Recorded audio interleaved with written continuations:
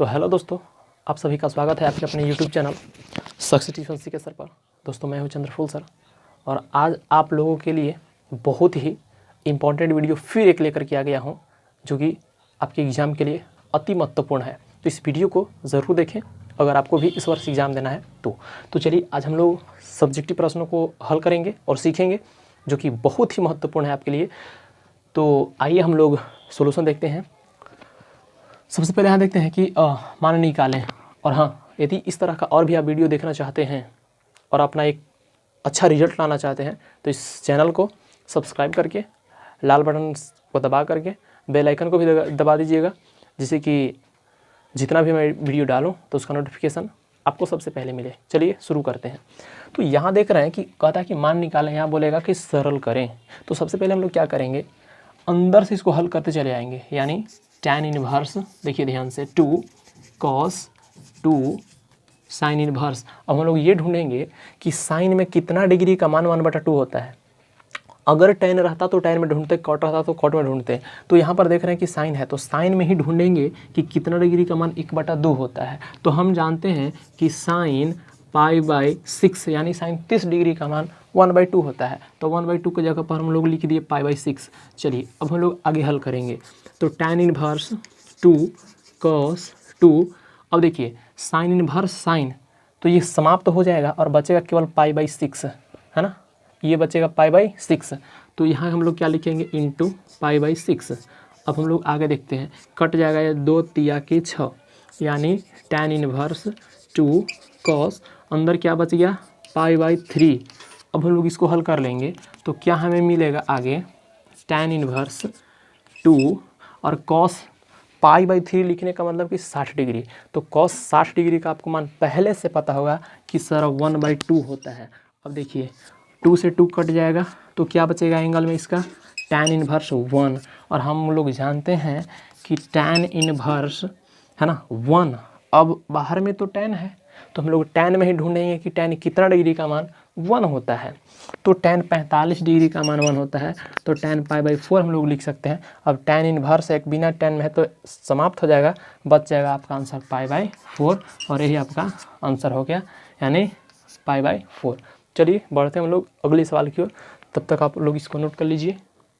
देखिए अब हम लोग ये दूसरा सवाल पढ़ेंगे। कहता है कि x और y का मान निकालें यदि, है ना, ये मोड में दे रखा है बराबर 4 एवं यह भी मोड में दिया हुआ है 7/2 है। तो हम लोग सबसे पहले क्या करेंगे, हम लोग पहले मुख्य विकर्ण में गुणा करते हैं। तो मुख्य विकर्ण में गुणा करेंगे तो 2 में x से गुणा होगा तो क्या हो जाएगा 2x, और माइनस होता है इसके बाद, और इसके बाद हम लोग क्या इसको गुणा करते हैं। तो 3 में y से करेंगे तो 3y इक्वल टू, यहाँ क्या लिखा हुआ है 4, एक इक्वेशन ये बनेगा। अब यहाँ पर पहले मुख्य विकर्ण में गुणा करते हैं तो x में 1 से तो x माइनस, और 2 में y से करेंगे तो 2y इक्वल टू 7/2। अब ये हो गया इक्वेशन सेकेंड। अब हम लोग क्या करेंगे, समीकरण फर्स्ट और सेकंड को हल कर लेंगे, जिस तरह से आप लोग 10th क्लास में 2 चर वाले रैखिक समीकरण को हल करते थे। तो सबसे पहले हम लोग यहाँ पर क्या करेंगे, यहाँ देख रहे हैं कि यहाँ पर 2x है, यहाँ पर 1x, इसमें 2 से गुना कर देंगे, लिखेंगे समीकरण सेकंड गुना 2। और यहाँ देख रहे हैं कि जब इसको हम लोग x वाले को बराबर कर रहे हैं तो घटाना पड़ेगा। तो 2 और माइनस फर्स्ट से, मतलब कि सेकंड में 2 से गुना करके, है ना, सेकंड में 2 से गुना करके फर्स्ट वाला को घटा लेना है। तो चलिए पहले 2 से गुना करेंगे तो क्या हो जाएगा 2x माइनस 4y बराबर में 7। इसमें तो गुना नहीं करना है तो इसको लिख देंगे ऐसे ही, 2x minus 3y equal to 4। अब हम लोग घटा रहे हैं तो घटाने का मतलब ये होता है कि चेंज बदल जाता है, यानी चिन्ह जो होता है चेंज हो जाता है। जहाँ पॉजिटिव होगा वहाँ निगेटिव हो जाता है, जहाँ निगेटिव है वहाँ पॉजिटिव हो जाएगा। इसके नीचे पॉजिटिव है निगेटिव हो गया, इसके नीचे निगेटिव है पॉजिटिव हो गया, और इसके नीचे भी पॉजिटिव है तो निगेटिव हो गया। अब देखिए ये तो ख़त्म, अब घटेगा, है ना, तो क्या हो जाएगा माइनस y हो जाएगा इक्वल टू, जब इसको घटाएंगे तो 7 में 4 चल जाएगा तो 3, यानी हमें y का मान मिल गया -3, यानी y का मान हमें मिल गया। अब हम लोग क्या करेंगे कि y का मान या तो समीकरण फर्स्ट में आप रख दीजिए या फिर समीकरण सेकंड में रख दीजिए, आपका आंसर आ जाएगा x का मान। तो चलिए अब हम लोग क्या करेंगे, y का मान समीकरण फर्स्ट में देने पर, तो चलिए अब हम लोग अगर y का मान -3 रखेंगे तो ये हो जाएगा 2x माइनस है ना, y का मान -3 है, तो 3 × -3 और इक्वल टू 4। हम लोग इसको हल कर लेंगे तो क्या हो जाएगा, माइनस माइनस प्लस हो जाएगा और 3 3 9 हो जाएगा इक्वल टू 4। अब 9 प्लस में जाएगा राइट साइड में, निगेटिव हो जाएगा, यानी 2x इक्वल टू 4 - 9 यानी कि -5। अब हम लोग क्या करेंगे कि हमको तो x का मान चाहिए, तो 2x बराबर मिल गया -5, तो हमें x का मान मिल गया -5/2 और यही आपका सही आंसर हो जाएगा। तो चलिए दोस्तों, मैं उम्मीद करता हूँ कि आपको ये समझ में आया होगा। बढ़ते हैं हम लोग अगले सवाल की तरफ, आप नोट कर लीजिए। हो मेरी सांस सांस मेरे यार के लिए है, अब वजह न कोई इंतज़ार के लिए है। मेरी सांस सांस मेरे यार के लिए है, अब वजह न कोई इंतज़ार के लिए है। जिंदगी प्यार के लिए है, जिंदगी प्यार के लिए है। देखिए ये जो सवाल है ना, एकदम ललन टॉप है और इस तरह का सवाल पूछेगा कि कहता है यदि दो सदिश वेक्टर ए इक्वल टू दिया हुआ है और वेक्टर बी इक्वल टू दिया हुआ है, तो हो सकता है कि आपको वहाँ पर पूछ ले कि इसका सदिश गुणनफल, या हो सकता है पूछ ले इसका अदिश गुणनफल। हम लोग एक को बोलते हैं क्रॉस प्रोडक्ट और एक को बोलते हैं डॉट प्रोडक्ट। तो सुनिए, ये होता है डॉट प्रोडक्ट क्योंकि यह डॉट जैसा तो दिख रहा है ना, और इसको बोलते हैं क्रॉस प्रोडक्ट क्योंकि यह क्रॉस जैसा तो दिख रहा है ना। आइए सबसे पहले हम लोग सीखेंगे डॉट प्रोडक्ट और इससे सवाल बिल्कुल छपेगा दोस्तों। तो सुनिए, सबसे पहले हम लोग क्या करते हैं, पहला निकालते हैं कि वेक्टर ए, हो सकता है कि आपको वेक्टर डॉट वाला दे दे याद करने के लिए, हो सकता है आपको क्रॉस वाला दे दे, लेकिन देगा जरूर कन्फर्म। तो देखिए सबसे पहले हम लोग क्या करते हैं, डॉट निकालते हैं, vector a cross vector A dot vector equal vector dot और ए और बी। तो ए और बी का डॉट प्रोडक्ट निकालेंगे तो 5i cap plus j cap plus k cap. देखिए वेक्टर ए पहले लिखा हुआ था तो वेक्टर ए पहले लिखा, बीच में डॉट है तो डॉट दे दिया, बी है तो वेक्टर बी को आप लिखिए, क्या है 3i cap minus 4j cap plus 7k cap plus 7k cap.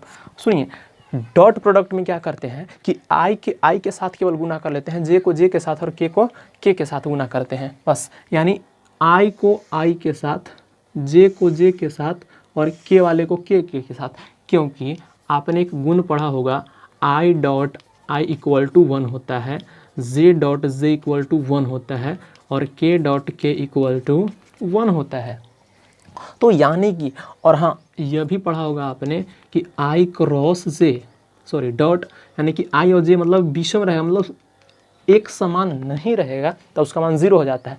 इसीलिए हम लोग बाकी के साथ गुना नहीं करते हैं, क्योंकि गुना करेंगे तो वैसे भी उसका मान 0 हो जाएगा। तो चलिए हम लोग आई का गुणांक आई के गुणांक के साथ करते हैं, जे का गुणांक को जे के गुणांक के साथ और के का गुणांक को के गुणांक के साथ। तो 5 में करेंगे 3 से, तो 5 × 3।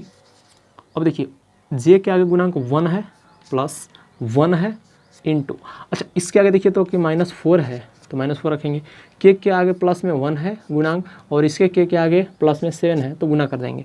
तो 5 × 3 = 15 माइनस के 4 और ये कितना हो जाएगा प्लस के 7। अब हम लोग इसको जोड़ देंगे तो 15 और 7 हो जाएगा 22 माइनस के 4, 22 में से 4 जाएगा 18 और यही आपका आंसर हो गया। मैं उम्मीद करता हूँ कि आपको ये समझ में आया होगा। अब आइए हम लोग बढ़ते हैं अगले सवाल की ओर। दूसरा प्रश्न कह रहा था कि ए क्रॉस बी का मान ज्ञात करो। थोड़ा सा इसमें डिफिकल्ट है लेकिन मज़ा आ जाएगा, एकदम आसानी से समझाते हैं आपको। देखिए सबसे पहले हम लोग क्या करेंगे, है ना, कि हमें ये पूछ रहा है कि vector a cross vector B.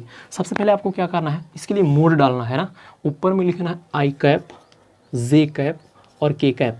अब क्या करेंगे कि वेक्टर ए पहले लिखा हुआ है वेक्टर ए, तो वेक्टर ए कि आई कैप जे कैप और के कैप का गुणांक को इसके नीचे लिखना है और बाद में लिखा हुआ है वेक्टर बी, तो वेक्टर बी का गुणांक को नीचे लिखेंगे, यानी कि दूसरा में लिखेंगे क्योंकि यहाँ दूसरा बार में लिखा हुआ है। सबसे पहले हम लोग क्या करेंगे, वेक्टर ए का गुणांक क्या है, आई कैप का गुणांक है 5, जे कैप का 1 और के कैप का भी 1।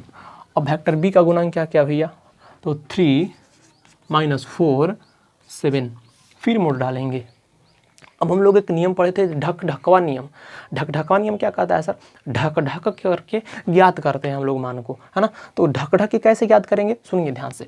पहला होता है प्लस में, दूसरा होता है माइनस में, और फिर होता है प्लस में। अगर एक और रहता तो फिर माइनस, फिर रहता तो प्लस, यानी कि पहले प्लस फिर माइनस फिर प्लस फिर माइनस। तो हम लोग इसका मान कैसे निकालेंगे समझिएगा। तो आई कैप के लिए, यानी कि जिसके लिए आप गुना करेंगे ना, उसके सामने वाला ढक लेंगे। तो आई कैप के लिए गुना करेंगे तो आई कैप के सामने वाला ढकेंगे। तो सबसे पहले गुना होगा 1 × 7, 1 × 7, फिर होता है माइनस का चिन्ह, है ना। और जब ऐसे ढकेंगे तो पहले मुख्य विकर्ण में, फिर इसमें गुना होता है। तो पहले से एक माइनस और ये माइनस आ जाएगा, तो माइनस माइनस क्या आ जाएगा, +4। और किसके लिए गुना कर रहे थे भैया? तो आई कैप के लिए गुना कर रहे थे। अब यहाँ तो माइनस होता है, तो चलिए माइनस लिख दिया हमने भी। अब हम लोग क्या करेंगे, यहाँ पर जे के लिए गुना कर रहे हैं तो जे का सामने वाला ढक लेंगे, क्योंकि जे के सामने ये आ रहा है और जे के सामने ये आ रहा है। तो ये, तो सबसे पहले हो जाएगा गुना, तो 7 × 5 = 35, फिर माइनस 3 में 1 से होगा तो 3 हो जाएगा। और किसके लिए गुना कर रहे थे? तो जे कैप हो जाएगा। अब हम लोग किसके लिए गुना करेंगे, है ना, तो के कैप के लिए। तो क्या हो जाएगा, ध्यान से लिखिएगा, तो प्लस, क्योंकि इसके आगे तो प्लस होता है। तो के लिए, तो के सामने वाला ढकेंगे। तो ये सामने आ रहा है और ये सामने आ रहा है। तो सबसे पहले क्या हो जाएगा, 4 × 5 = 20, वो भी निगेटिव, फिर तो निगेटिव होता है ना। अब इसमें गुना करेंगे तो 3 हो जाएगा। और किसके लिए? तो के कैप के लिए। बस यही आपका आंसर आ गया, यानी कि A क्रॉस B का मान। अब इसको जोड़ दीजिए, तो 7 और 4 = 11 आई कैप। अब यहाँ देखिए 35 में से 3 चला जाएगा तो 32 हो जाएगा अभी, तो -32 जे कैप। और देखिए दोनों जुट जाएगा, क्योंकि दोनों जो है से निगेटिव में है तो जुट जाएगा, है ना। तो जोड़ देंगे तो क्या हो जाएगा, तो 20 और 3, तो 20 और 3 23 हो जाएगा। लेकिन ये होगा माइनस और ये आगे है प्लस, तो प्लस गुने माइनस बराबर माइनस होता है। तो इसके आगे क्या आ जाएगा, -23 के कैप। और यही आपका सही आंसर हो गया। तो दोस्तों मैं उम्मीद करता हूँ कि आप डॉट प्रोडक्ट और क्रॉस प्रोडक्ट दोनों आप सीख गए होंगे। चलिए आइए बढ़ते हैं अगले सवाल की ओर, और आप लोग इसको नोट कर लीजिए तब तक। तो चलिए दोस्तों, ये जो आप सवाल देख रहे हैं प्रायिकता से है। यदि ए और बी दो घटनाएं इस प्रकार की है कि पी ए बराबर 1/3, पी बी बराबर 1/4 और पी ए इंटरसेक्शन बी का मान दिया है 1/5, तो पी ए बटा बी और पी बी बटा ए का मान पूछा है। हालांकि हमने एक प्रोबेबिलिटी वाला एक वीडियो डाला था, उसमें इस तरह का प्रश्नों का बहुत बढ़िया से हमने उसमें पोस्टमार्टम किया था। आइए, और इस तरह का जो सवाल है बहुत ही इंपॉर्टेंट है दोस्तों, और इसको आप ज़रूर पढ़ के जाइएगा। तो देखिए सबसे पहले हम लोग ये देखते हैं कि आखिर इसका फॉर्मूला होता क्या है। तो पहला में हम लोग ये देखें कि पूछा है पी ए बटा का बी का मान क्या होगा। तो इसका फॉर्मूला होता है पी ए इंटरसेक्शन बी, और बटा में नीचे हम बताए थे ऊपर में तो दोनों में ही इंटरसेक्शन होता है। जैसे पी ए बटा बी पूछा है तो इंटरसेक्शन दोनों में, ऊपर में भी ए इंटरसेक्शन बी, और बी बटा ए पूछे उसमें भी ऊपर में होता है इंटरसेक्शन है कि ए इंटरसेक्शन बी। लेकिन नीचे ध्यान देना होता है, बच्चे नीचे गड़बड़ करते हैं। तो नीचे यहाँ देखना है कि अगर यहाँ नीचे जो रहेगा वही नीचे यहाँ पर आ जाएगा। तो यहाँ पर पी बी है तो यहाँ पर भी पी बी आ जाएगा। तो सबसे पहले देख रहे हैं कि हमको इंटरसेक्शन चाहिए और पीबी चाहिए। तो देखिए, तो इंटरसेक्शन का मान दिया हुआ है और पीबी का भी मान दिया हुआ है, तो कुछ नहीं याद करना भैया, सब केवल मान रख दीजिए, आपका आंसर आ जाएगा। और हाँ, यदि पी ए पीबी और अगर यूनियन का मान दिया रहता ना, तो एक फार्मूला हम आपको बताए थे पी ए यूनियन बी वाला, उस पर बैठा करके पहले इंटरसेक्शन याद करते, फिर हम लोग क्या करते हैं कि इस फार्मूला को यूज करते। चलिए हम लोग क्या करेंगे, मान बैठाएंगे। इंटरसेक्शन का मान दिया हुआ 1/5 बटा पीवी का मान दिया हुआ है 1/4। हम लोग इसको हल करेंगे तो ये हो जाएगा 4/1, ये हो जाएगा 4/5, और यही आपका आंसर हो गया। दूसरा सवाल कहता है ना, कि पी बी बटा के ए क्या होगा। तो इसका फॉर्मूला क्या पढ़े थे, ए इंटरसेक्शन बी और बटा में नीचे पी ए, क्योंकि यहाँ ए नीचे है तो यहाँ भी किसको डालेंगे, ए को नीचे डालेंगे। सबसे पहले हम लोग क्या करेंगे, इंटरसेक्शन का मान तो पहले से दिया हुआ है 1/5 बटा नीचे पी ए, तो पी ए का मान देखिए तो 1/3 अब हम लोग इसको हल करेंगे तो 1/5 और नीचे वाला ऊपर जाता है तो उलट जाता है, यानी जो नीचे लिखा है उसको हम लोग ऊपर लिखते हैं और जो ऊपर लिखा रहता है उसको हम लोग नीचे लिखते हैं। तो 3 चला जाएगा ऊपर, 1 आ जाएगा नीचे, गुना करेंगे तो 3/5 और यही आपका आंसर हो गया। तो पहला आंसर ये हुआ, दूसरा का आंसर ये हुआ। दोस्तों मैं उम्मीद करता हूँ कि आप समझ रहे होंगे। बढ़ते हैं अगले सवाल की तरफ। तो चलिए दोस्तों, अब हम लोग ये जो है देखेंगे समाकलन का सवाल है जो कि बहुत ही महत्वपूर्ण है। और देखिए कि हम लोग इसको हल कैसे करते हैं। सबसे पहले पहला सवाल को हम लोग अगर लेते हैं, है ना, तो पहला कहता है कि लिमिट 2 से 3 तक है ना, और dx/x log x। हम लोग सबसे पहले क्या करेंगे कि नीचे वाला log x जो है आप देख रहे हैं उसको हम लोग मान लेते हैं। तो माना कि log x equal to t. ऐसा इसीलिए कर रहे हैं क्योंकि हम लोग अगर log x को मानेंगे तो 1/x dx मिल जाएगा। हम लोग ऐसे चीज़ को मानते हैं जो कि उसको माने और उसका dc करे तो दूसरा मिलना चाहिए। तो हम लोग यहाँ देख रहे हैं कि अगर log x को मान लेते हैं तो 1/x dx मिल जाएगा। अब हम लोग जिसको मानते हैं उसका करते हैं dc। हम लोग इसका dc करेंगे तो 1/x dx इक्वल टू क्या मिलेगा, dt। अब हम लोग यहाँ पर देख रहे हैं ना, क्या लिमिट है 2 से 3, है ना, और इसको हम लोग क्या करेंगे भैया, तो log x बराबर आपने क्या माना है t। तो चलिए 1 नीचे हो गया t और dx/x बराबर क्या है dt, यानी dx/x के जगह पर केवल आप क्या लिख देंगे dt। और इसका फार्मूला जानते हैं पहले से, क्या होता है फार्मूला इसका भैया, तो इसका 1/t का फार्मूला होता है, यानी समाकलन होता है log t और लिमिट क्या दिया हुआ है 2 से 3। सबसे पहले हम लोग मान को तभी, यानी कि यह जो लिमिट है इसका मान तभी रखेंगे जब इस t को पहले कन्वर्ट करेंगे x में, यानी कि x के रूप में उसको लाएंगे। तो क्या हो जाएगा, अगर हम लोग log, है ना, इंटू t का मान रखेंगे तो t बराबर देखिए क्या माने इससे log x, और अब जो है से लिमिट क्या रख देंगे 2 से 3। अब हम लोग क्या करेंगे, है ना, तो मान को रख देंगे। तो पहले अपर लिमिट को रखते हैं फिर लोअर लिमिट को रखते हैं, किसके जगह पे, x के जगह पे। तो पहले 3 को रख दीजिए तो क्या हो जाएगा log 3 और फिर माइनस इंटू log 2। अब हम लोग देखते हैं कि log, आप लोग ये नियम एक पढ़े होंगे, है ना, ये नियम log a minus log b बराबर log a/b। तो हम लोग उसका प्रयोग यहाँ पर करेंगे तो क्या हो जाएगा आगे, है ना, इसको अगर हम लोग इसको हल करें तो log क्या हो जाएगा log 3 बटा log 2 हो जाएगा। और यही आपका दोस्तों सही आंसर हो जाएगा। चलिए अब हम लोग बढ़ते हैं अगले सवाल की ओर। चलिए एक और सवाल बच रहा था, उसको भी हम लोग देख ही लेते हैं। तो ये दूसरा सवाल कहता है ना, कि x² बटा 1 + x³ dx। इसमें तो और ही आसान है, अगर ये पूरा नीचे वाला को मान लेंगे तो ऊपर x² बिल्कुल आ जाएगा। तो हम लोग क्या करेंगे, माना कि 1 + x³ इक्वल टू t। हम लोग इसका dc करते हैं क्योंकि जिसको मानते हैं उसको करते हैं dc। तो सबसे पहले इसका हम लोग dc करेंगे तो हो जाएगा 3x² dx equal to dt। हम लोग को तो x² dx का मान चाहिए, x² dx का मान चाहिए, तो हम लोग 3 को राइट साइड में भेजेंगे तो x² dx equal to dt/3। अब हम लोग मान को रख देंगे तो क्या हो जाएगा, देखिए इतना बराबर आपने मान लिया है t, तो नीचे t हो गया, x² dx बराबर क्या आ गया है dt इक्वल टू dt/3, है ना, ऊपर में 1 हो जाएगा। अब हम लोग क्या करेंगे, 1/3 अचर है, कांस्टेंट है, बाहर निकाल देते हैं क्योंकि अचर संख्या को हम लोग कहाँ निकालते हैं, बाहर रखते हैं। अब हम लोग क्या करेंगे 1/t dt, यानी 1/t dt का समाकलन क्या होता है log t।